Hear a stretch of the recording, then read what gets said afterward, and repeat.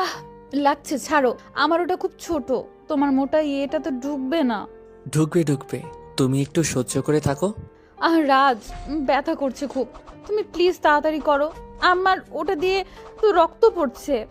আজ প্রথমবার করছো তো, তাই একটু রক্ত পড়ছে। কিছুক্ষণ পর দেখবে সব ঠিক হয়ে যাবে। ফ্ল্যাশব্যাক। আব্বু আম্মুর সাথে মেয়ে দেখতে এসেছি।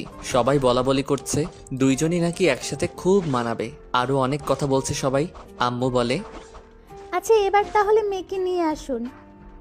একটু পর মেয়েকে আনা হয়। মেয়ের দিকে তাকিয়ে আমার মাথা গরম হয়ে যায়। পিচ্চি একটা মেয়ে, বয়স বেশি হলে 15-16 হবে। আমি দাঁড়িয়ে বলি, আচ্ছা মেয়ের বয়স কত? মেয়ের মামা বলে কিছুদিন পর 18 হবে। আমি জানতে চাই কতদিন পর হবে। সে জানায় 3 বছর পর। ঠিক আছে, বিয়েও তাহলে 3 বছর পর হবে। আম্মু চলো এখান থেকে বলেই মেয়েটার দিকে তাকিয়ে দেখি অসহায় দৃষ্টিতে আমার দিকে তাকিয়ে আছে। আমি আর কিছু না বলে আব্বু আম্মুকে নিয়ে বাসা থেকে বের হয়ে আসি। গাড়িতে উঠতে গেলে পকেটে হাত দিয়ে দেখি আমার মোবাইলটা নেই। মনে হয় ভুলে বাসার ভিতরে ফেলে এসেছি। আব্বু আম্মুকে বলে বাসার ভিতরে যেতে নিলে দরজার সামনে থেকে শুনি মেয়েটার মামি মেয়েটাকে বলছে, জন্মের পর মাকে খেয়েছিস, এর কিছুদিন পর বাবাকেও খেলি। আমাদের ঘরে বসে বসে খাচ্ছিস। কত জায়গা থেকে দেখতে আসে, সবাই বিয়ে করবে না বলে চলে যায়। মরতে পারিস না তুই। আমি আমি কি করব বলো? বাবা মায়ের সাথে আমি কেন মরে গেলাম না? আবার মুখে মুখে কথা বলছিস। আজ তোকে আমি। বলেই মেয়েটার গায়ে হাত তুলতে গেলে আমি মেয়েটার মামির হাত ধরে বলি, কি করছেন আপনি? এইটুকু একটা মেয়ের গায়ে হাত তুলতে আপনার বিবেকে বাঁধে না? ওই মিয়া, আপনি আবার এখানে আইছেন কেন? বিয়ে করবেন না বইলেই তো চলেই গেলেন। ভুল করেছি, এখন সেটা শুধরে নিব বলেই আব্বু আম্মুকে ডেকে বাসার ভিতরে নিয়ে আসি। আম্মু বাসার ভিতরে এসে বলে, কি রে, আবার কি হলো? তুই না তোর মোবাইল নিতে এলি? আব্বু একটা কাজই নিয়ে আসো। আজ এই মুহূর্তে আমি ওকে বিয়ে করে আমাদের সাথে নিয়ে যেতে চাই। আমার কথা শুনে সবাই আমার দিকে হা করে তাকিয়ে আছে। মেয়েটার দিকে তাকাতেই দেখি চোখে মুখে হাসি ফুটে উঠেছে।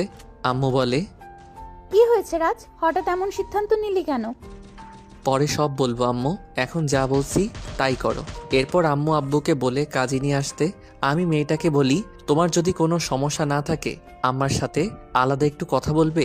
মেয়েটা মাথা নাড়িয়ে জানায় কোনো সমস্যা নেই। এরপর আমাকে নিয়ে একটা ছোট্ট রুমে এসে কিছু না বলে আমাকে শক্ত করে জড়িয়ে ধরে কান্না করে দেয়। আমি বেশ অবাক হলাম, কি হলো মেয়েটার? আরে কি হলো তোমার, কান্না করছো কেন? মেয়েটা আমাকে জড়িয়ে ধরে কান্না করতে করতে বলে, আমি আর এখানে থাকতে চাই না। এখানে থাকলে ওরা আমাকে বাঁচতে দিবে না। আমাকে আপনার বাসার চাকরানি করে রাখেন, তবুও এখান থেকে নিয়ে চলুন। কারা বাঁচতে দিবে না তোমাকে? আর আমি তোমাকে আজই নিয়ে যাব। আমার মামা মামি, তাদের ছেলে মেয়েরা। কেন? ওনারা তোমার সাথে এমন করে কেন?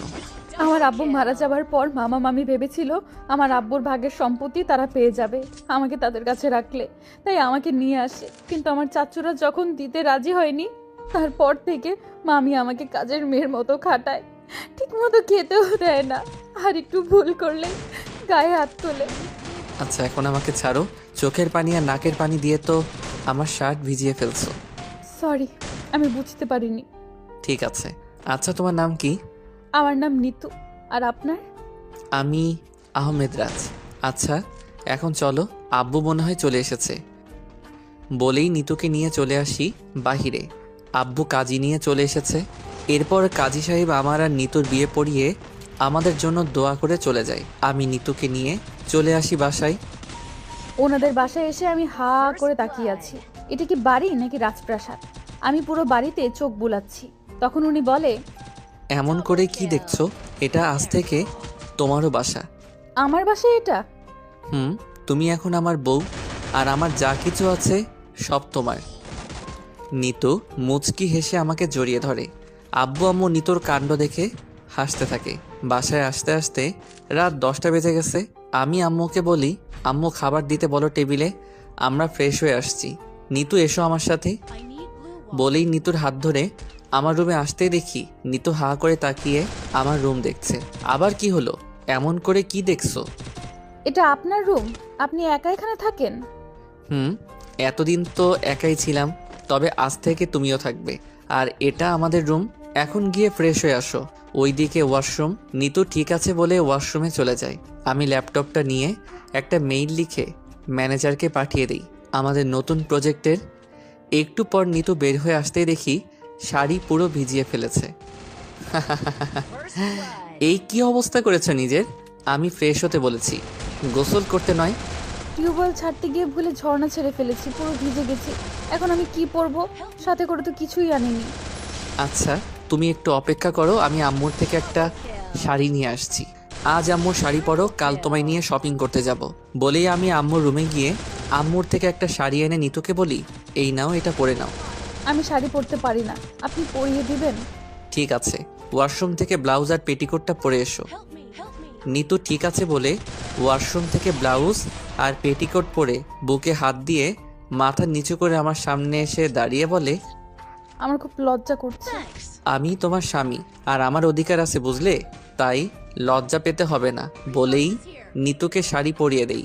আমি মুচকি হেসে কুচি গুজে দিয়ে গিয়ে ফ্রেশ হয়ে এসে নিতুকে নিয়ে নিচে আসতেই আম্মু নিতুর কাছে এসে বলে, এটা আজ থেকে তোর বাসা মা, একদম ভয় পাবি না। আর তুই আমার ছেলের বউ না, আমার মেয়ে হয়ে থাকবি। নিতু কান্না করতে করতে আম্মুকে জড়িয়ে ধরে। হ্যাঁ পাগলি মেয়ে, কান্না করছিস কেন? আমি সব শুনেছি।